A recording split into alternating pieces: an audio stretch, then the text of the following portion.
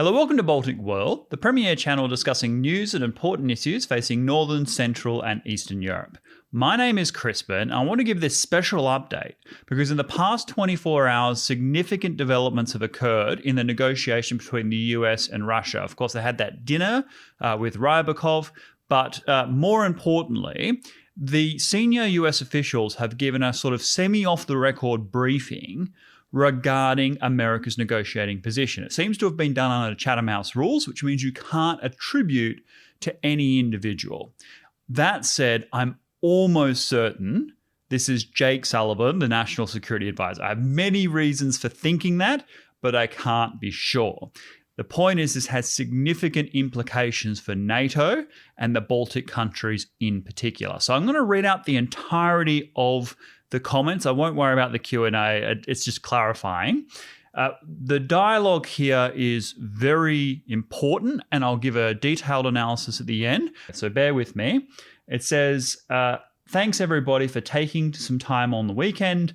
I'll say a few things and then I'm happy to take some questions. This is the unnamed senior official who I think is Jake Sullivan. There are some things in Russia's drafts on which we are never going to agree. It is not up to Russia, for example, to decide for other countries who they can be allies with. Those are decisions only for those countries and the alliance itself. In the context of NATO, we refer to that as open door, and neither Russia nor any other country is going to slam it shut. Now, this next bit is the most critically important for this video, so stay tuned. It says, we have also seen reports of other things the US is open to discussing, like troop numbers or elements of force posture in NATO countries. I want to be clear that this is not on the table. We won't know until we get into these conversations starting tomorrow night whether Russia is prepared to negotiate seriously and in good faith, as we know our teams will be, or whether they will simply use this as a pretext to claim that diplomacy couldn't address their interests, so they have to turn to other means, something I've said as well. As we have also said, while we would much prefer to de-escalate diplomatically, if Russia does choose this other path, we are more than ready and totally in line with our partners and allies on the need to impose severe costs on Russia through financial sanctions, export controls that target key industries, enhancements of NATO force posture on allied territory, and increased security assistance to Ukraine. We will know a lot more in a week or so about which path we may be on. One last note of caution in advance of the SSD. We've all now been through this enough times to know how Russia is likely to handle messaging around these conversations. I would not at all be surprised if Russian media begins to report, perhaps even while the talks are still underway, that the US has made all manner of concessions to Russia.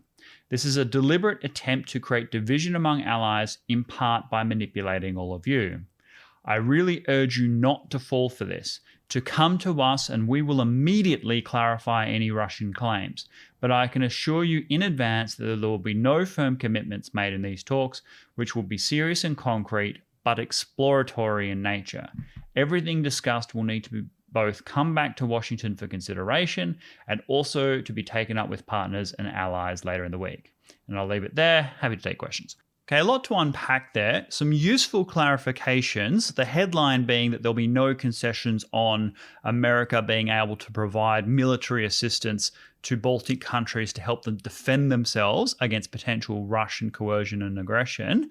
That means continued military arms equipment support provided to Eastern NATO.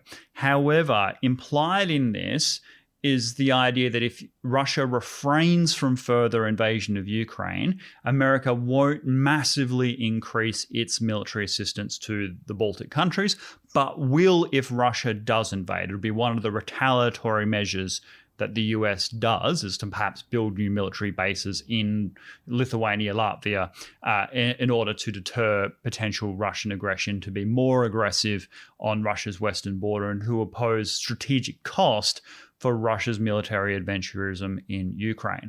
The other thing is that although that particular sort of deployments and support is off the table, there is scope for negotiation on joint exercises. So the Baltops, the Sabre strike exercises between US forces and Lithuanian forces, these things might be limited in their scope. They might have greater lead times, more transparency.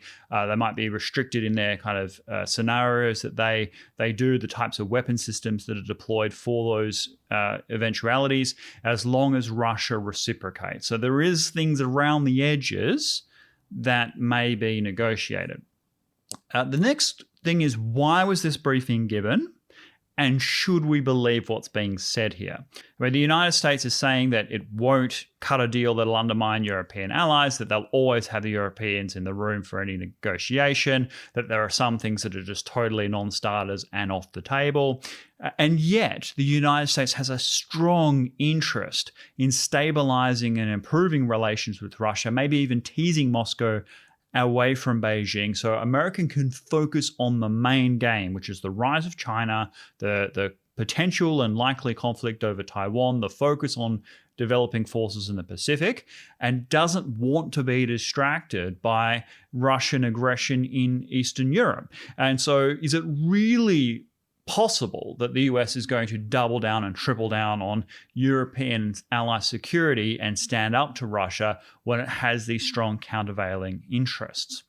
Now, the risk of being disappointed by the Biden administration for the 9,850th time over the past year, I do tend to believe what has been said here. And it comes down to the temperament and mindset of most Americans. So while the Biden administration is temperamentally weak, it has all these strategic interests that I have outlined, that Biden has already publicly said that there's no interest at all in deploying US troops to defend Ukraine, that if Ukraine gets invaded, there'll be military assistance in terms of training and technology, but they'll be on their own in terms of defending their country. With all of that in mind, I still think that they're serious about these statements.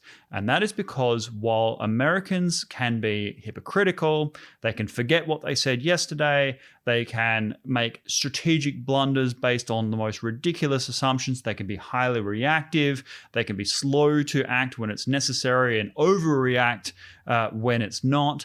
But the Americans tend not to be openly duplicitous, i.e., there is a certain inherent honesty and sincerity when you're dealing with senior American officials, wherein if you say something in categorical terms, if you shake their hand, look them in the eye, they tend to want to strike out a deal and be honest and sincere in that regard. Now, that might sound a bit flowery, but I'll give you an example. With the WikiLeaks revelations, all those State Department cables that were released. Now, I think the Americans have handled this in the single worst possible way, fixating on Julian Assange, persecuting him for a decade, making the story about him, where in fact the real story is, if you read those cables, 250,000 cables, if you read them, in almost every case, the Americans are saying in private what they say in public, and what they have in their foreign policy is basically what they say in public in terms of their values, human rights, rule of law, the best interests of everybody, working together for a better world. And so there is a sincerity here where they're saying, look, categorically, we are not abandoning our allies. We're not cutting a deal behind their back, that we are not going to undermine the integrity and sanctity of NATO security, regardless of what Russia demands, and we're not going to sell them out for the sake of our own kind of long-term strategic vision, even though we do want to have an improved relationship with Russia, and we will seek to negotiate things in good faith to allow that to happen. Okay, so are there any other takeaways from this? Well, we have to keep in mind the motivation for these background briefings. These are not off-the-cuff comments. It's not some hot mic moment. It's not a gaffe by Biden or anything like that. This is deliberate messaging. And what is being said here is, if the Russians claim that we're making concessions or sacrificing the interests of NATO and our allies, don't believe it. Come to us. We'll give you credible answers. This is motivated messaging. because what they're trying to do is say, yes, you're hostile media, yes, you are Russian hawks and so forth. Don't go on Fox News as talking heads. Don't go out there and lampoon the Democratic Party or the Biden administration in this midterm election year while the negotiations are still underway that could derail a potentially positive outcome. That's what they're saying.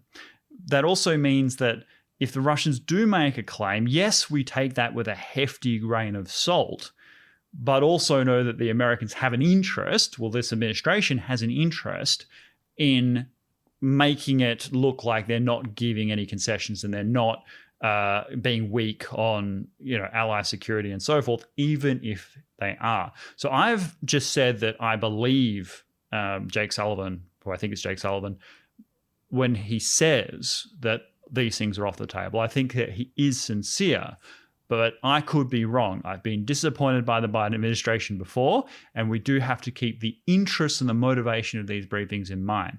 That said, we are also seeing some of these predictions come to the fore already. You'll note that Deputy Foreign Minister Rybakov of Russia, coming into this meeting and these negotiations, was incredibly hostile and hardline in his rhetoric. He's like, look, there'll be no concessions on anything.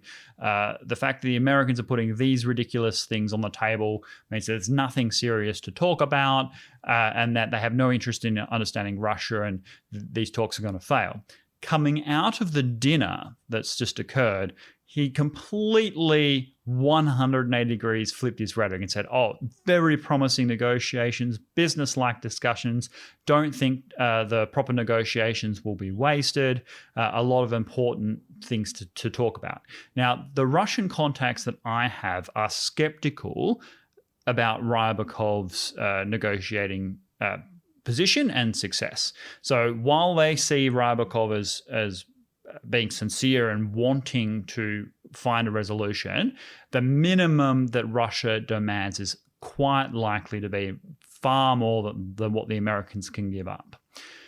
That means that I think we're at a position now that despite these negotiations being done in good faith, that war in Ukraine is almost imminent. As the senior U.S. official has said, we will know at the end of the week which path we're on, whether it's towards war, invasion of Ukraine, or a negotiated strategic partnership settlement with Russia. I think very much the former. The Russia military is continuing to assemble all the panoply of an invasion force on multiple sides of the Ukrainian border.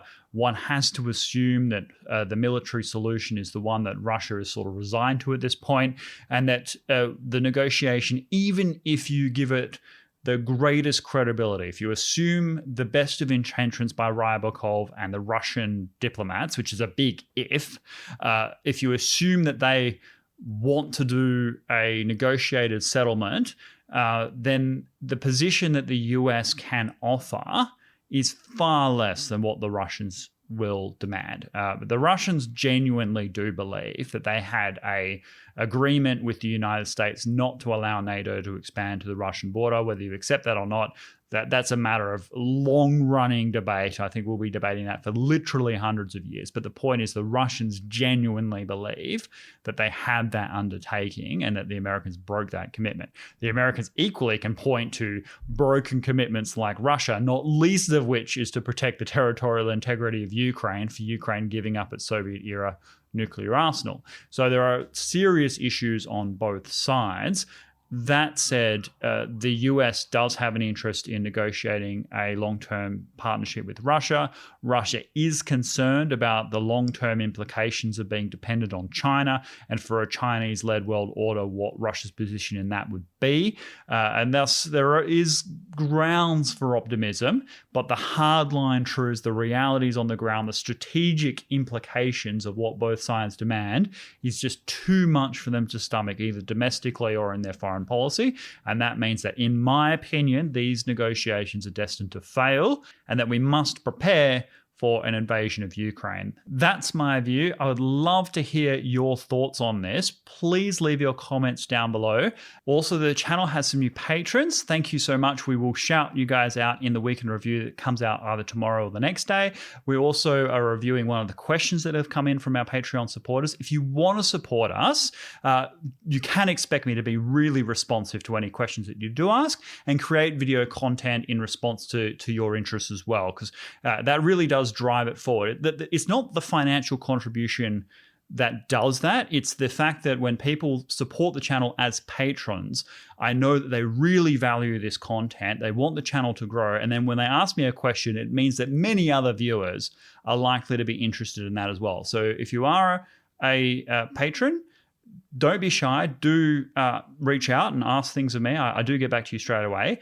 And if you haven't already, do consider signing up for Patreon, but definitely not needed. Thank you so much for doing that, and I will see you next time. Goodbye.